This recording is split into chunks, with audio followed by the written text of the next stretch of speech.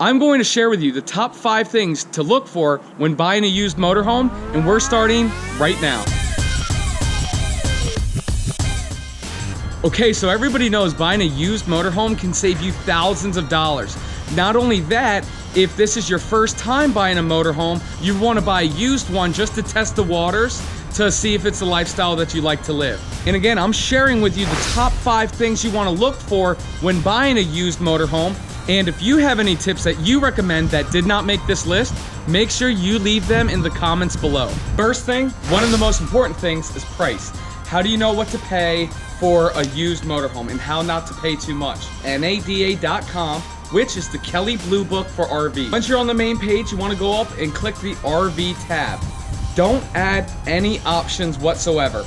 A lot of times when you'll see people trying to sell their own RVs, they'll add all these options, which jacks the price way up. Don't do that. The dealerships don't do that, so you shouldn't. The only option you might want to add is the mileage, and you only want to add that for a gas, not a diesel. Click value, and there's your value. Now it's showing you 3 prices, low retail and high retail. You almost never want to pay high retail, only if it's in amazing condition, and only if you're buying it from a dealership, which is backing it with a warranty. But if you're buying it from a third party or somebody personally, you want to make sure you pay somewhere between low retail and average retail. Now, real quick, if somebody's selling it below low retail, and I'm talking way below, watch out for that. That might be a scam. I have a video about how to spot scams on Craigslist, and I'll have a link to that video in the description. You want to check to see how many miles is on the engine. For a gas motorhome, you want it to have low miles. Also, you want to check the generator. Typically, a generator can last around 3,000 hours before it needs to be rebuilt. Now, for a diesel motorhome, low miles is not always a good thing. It depends on what year it is. If it's an older model and it has very, very low miles, that might not be a good thing. That's definitely a red flag, because the one thing you don't want to do, you don't want the diesel engines to be sitting there so the diesel fuel sludges up. That can be very, very costly down the road if somebody didn't maintain their diesel engine well. Next is water damage, both inside and out.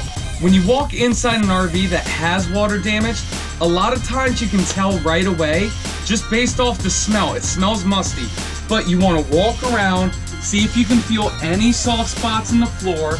You want to look around the cabinetry, around the seams and everything to see if you see any soft spots or water damage. Also, when you're inspecting the outside, you want to look for what's called delamination. That's when the fiberglass sidewalls start to separate. It's very, very hard to fix, very expensive, and something, in my honest opinion, you just want to stay away from. One more thing you want to do is climb up on the roof and check the seals. They're just supposed to put caulk around the caulk that's already there. So when it looks like this, it tells me they did a good job recalking their roof every year. Water damage can be a huge killer for RVs, so it's really important that you know the signs to look for. I have a video, how to spot a lemon when buying a used RV. I'll leave a link to that video in the description below. Also, I'll have that at the end of this video. Next is to check the tires. Now, these tires are different than car tires. They can be very, very expensive to replace. So what to look for, you want to make sure that they have good tread on them. Also, you want to see how old they are. And how you do that is right here, there's a 4-digit code. That's the DOT number.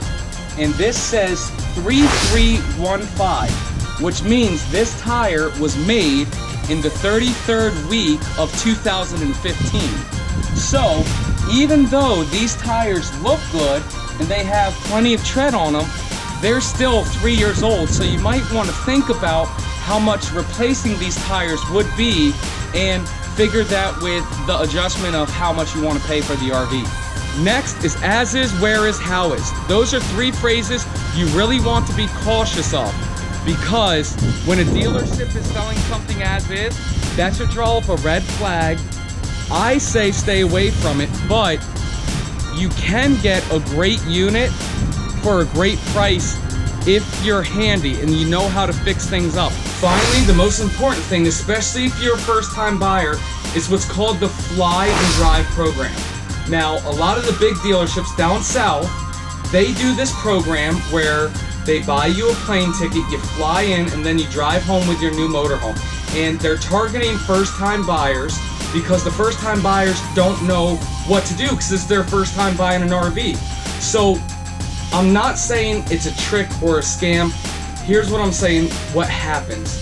A lot of times they'll get you down there, they'll make you do paperwork, and then you do the demo and orientation where they show you how to use the RV.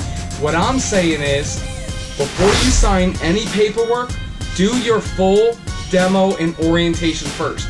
Tell them you want to see the unit, you want to be in the unit, anything wrong, get that taken care of before you sign anything. If they're willing to do that, and everything looks good, and then you do the paperwork, well, hey, guess what? You got a great pre-owned motorhome that you couldn't get from around home. But if they won't let you do that, trust me, I know you bought a one-way ticket. It will be worth the extra couple $100s to buy a ticket back because they're hiding something, and it can end up costing you thousands of dollars in the long run. Great, so finishing up with that, here's the question of the day. Have you participated in a fly and drive program? Or have you gone out of state to purchase a used motorhome? If you have, leave a comment below and tell everybody what your experience was. Thanks so much for watching this video. If you found it useful, share it on Facebook or Twitter.